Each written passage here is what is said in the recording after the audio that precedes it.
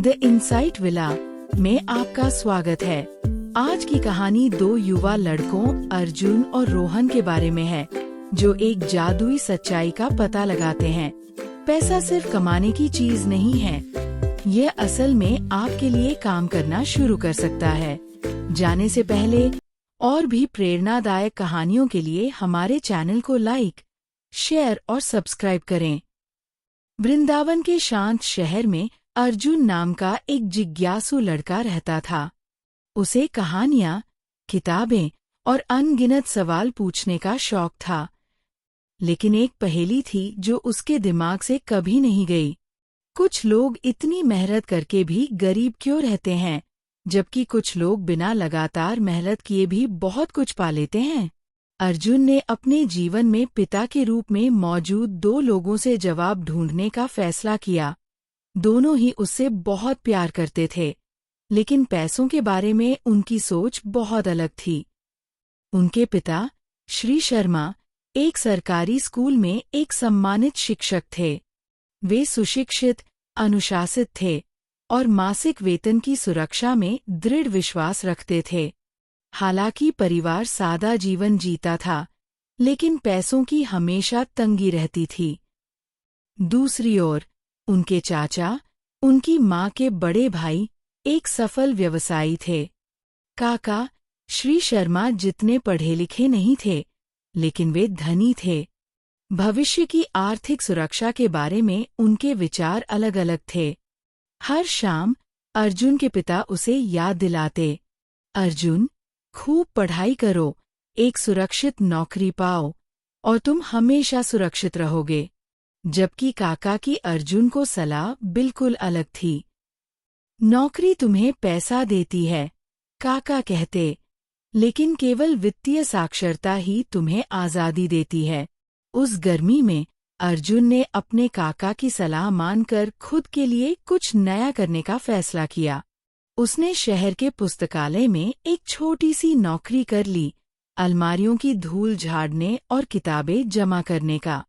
शुरू में जब वो हर हफ्ते कुछ रुपए कमाता तो बहुत खुश होता था।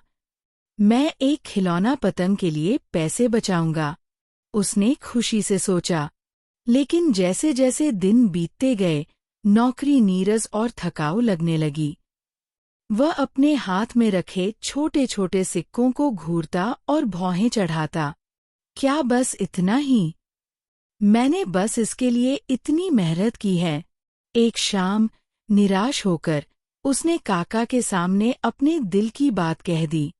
काका, ये ठीक नहीं है। मैं घंटों काम करता हूँ, पर कमाई बहुत कम है। क्या मुझे नौकरी छोड़ देनी चाहिए? काका ने धीरे से मुस्कुराते हुए उससे कहा, ये तुम्हारा पहला सबक है, अर्जुन। गरीब और मध्यम वर्ग इसी तरह पैसे के लिए काम करते हैं। अमीर लोग पैसे से काम करवाना सीखते हैं। तुम कौन बनना चाहते हो? उन शब्दों ने अर्जुन के अंदर एक चिंगारी जला दी। ये बात अर्जुन के दिल में गहराई तक उतर गई। अगले ही हफ्ते हार मानने के बजाय अर्जुन ने अपने आसपास नए अवसर तलाशने शुरू कर दिए। उसने देखा कि उसके मोहल्ले के बच्चों को कॉमिक्स पढ़ना बहुत पसंद है। वे लाइब्रेरी के आसपास जमा हो जाते थे, लेकिन कॉमिक्स घर ले जाने की इजाज़त नहीं थी। एक विचार ने उसे बिजली की तरह प्रभावित किया। उत्साहित होकर वह अपने चचेरे भाई और सबसे अच्छे दोस्त रोहन के पास दौड़ा। रोहन, अगर हम कुछ कॉमिक्स खरीद कर किराए पर दें तो कैसा रहेगा? बच्चे इनके दीवाने हैं। मुझे अभी से ही इनकी मांग दिखाई दे रही है। रोहन की आंखें चौड़ी हो गईं। हाँ, ये एक शानदार मौका है, अर्जुन। दोनों ने मिलकर अर्जुन की छोटी सी तनख्वाह में से कुछ पुरानी कॉमिक्स बाजार से खरीदीं। उस शाम उन्होंने पड़ोस के पार्क के पास अपना छोटा सा कोना बनाया। अर्जुन ने बच्चों के समूह से गर्व से कहा, सिर्फ ₹1 में आप रात भर के लिए एक कॉमिक उधार ले सकते हैं। बच्चों की आंखें उत्साह से चमक उठीं। एक के बाद एक वे कतार में खड़े हो गए।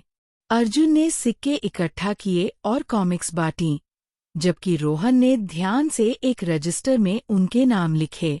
एक हफ्ते के अंदर ही उनकी कॉमिक्स की मांग बढ़ने लगी। जल्द ही उनके छोटे से कॉमिक रेंटल कॉर्नर से अर्जुन की लाइब्रेरी की पूरी तनख्वाह से भी ज्यादा कमाई होने लगी। जहां दूसरे बच्चे पॉकेट मनी के लिए अपने माता पिता पर निर्भर रहते हैं, वहीं अर्जुन और रोहन ने अपनी कमाई का जरिया खुद बना लिया था। एक शाम अर्जुन ने अपने चाचा को अपनी कमाई के सिक्कों का ढेर दिखाया। उनका चेहरा गर्व से चमक रहा था। देखो चाचा, मैंने ये बिना ज्यादा मेहनत किए कमाए हैं। मेरी कॉमिक्स मेरे काम आ रही हैं। काका ने सहमति में सिर हिलाया।